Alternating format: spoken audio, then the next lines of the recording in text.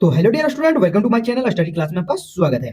तो आज के इस क्लास में हम लोग एमडीसी पेपर 2 हिंदी ऑनर्स को देखने वाले हैं, जबकि हिंदी और ऑनर्स यानी मेजर पेपर हिंदी को भी देखने वाले हैं और माइनर में जिसका भी हिंदी होगा यानी जिस जिस स्टूडेंट का हिंदी पेपर होने वाला है, सेमेस्टर 2 हो या सेमेस्टर 1 हो, सभी में हिंदी पत्रकारिता को बारे में लिखने आता ही आता है। ठीक है, तो ये सब हमारा क्वेश्चन है, सब 15 नंबर का।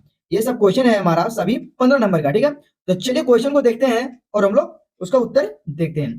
तो क्वेश्चन है हमारा, हिंदी पत्रकारिता को परिभाषा देना है और अथवा उसके आसपास के स्वरूप का वर्णन करना है। तो चलिए अब देखते हैं। हिंदी पत्रकारिता, हिंदी पत्रकारिता की परिभाषा है। हिंदी पत्रकारिता का अर्थ है कि हिंदी भाषा के माध्यम से समाज से जुड़ी महत्वपूर्ण घटनाओं, समाचारों और समस्याओं के विचारों और सूचनात्मकों को आम जनता तक पहुंचाना ही हिंदी पत्रकारिता का कार्य है। ठीक है, इनका मुख्य उद्देश्य है लोगों की सही जानकारी देना।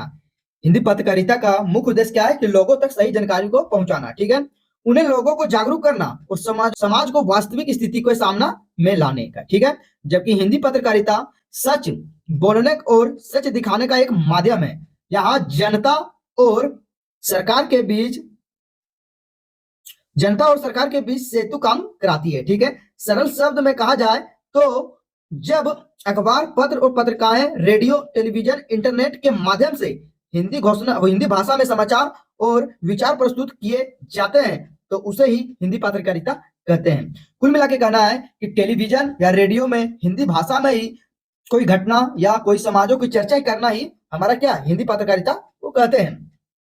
हिंदी पत्रकारिता का स्वरूप है हमारा कि हिंदी पत्रकारिता का स्वरूप बहुत ही व्यापक है और समय के साथ इसमें लगातार बदलाव आता रहा है। इससे लोग अलग अलग रूप में समाजों की जरूरत के अनुसार विकसित हुए हैं। ठीक है, सबसे पहले हिंदी पत्रकारिता का स्वरूप समाचार व परक।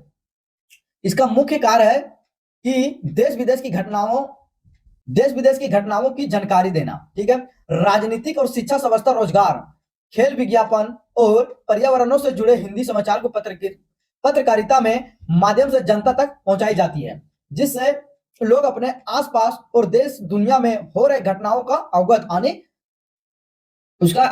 होते रहता है, यानी कि उसके घटनाओं का जानकारी हर समय टाइम पर आपको मिलते रहता है। दूसरा है, हिंदी पत्रकारिता जन सेवा का कार्य करती है। हिंदी पत्रकारिता यानी जन सेवा भी कार्य करती है या आम लोगों की समस्याओं को उजागर करती है और प्रशासन, सरकार का माध्यम से उन समस्याओं की ओर आकर्षित करती है। भ्रष्टाचार, अन्याय और शोषण के खिलाफ आवाज उठाकर हिंदी पत्रकारिता को जनता को रक्षा करती है, जबकि इसकी पत्रकारिता को लोकतंत्र का चौथा स्तंभ भी कहा गया है। यानी हिंदी पत्रकारिता को लोकतंत्र का केमा स्तंभ कहा गया है तो चौथा स्तंभ भी कहा गया है। ठीक है, जबकि हमारा तीसरा, हिंदी पत्रकारिता एक महत्वपूर्ण स्वरूप शिक्षा प्रदान या समाज को शिक्षित करने का काम भी करती है। व्यवस्थाएं, शिक्षा, कानून, सामाजिक और कर्तव्यों के अधिकारों की जानकारी देकर लोगों को हर वक्त क्या जागरूकता फैलाती है। इसके माध्यम से समाज में नैतिकता और जिम्मेदारी की भावना विकसित हुई। जिसे चौथा, हिंदी पत्रकारिता साहित्य स्वरूप भी रहा है।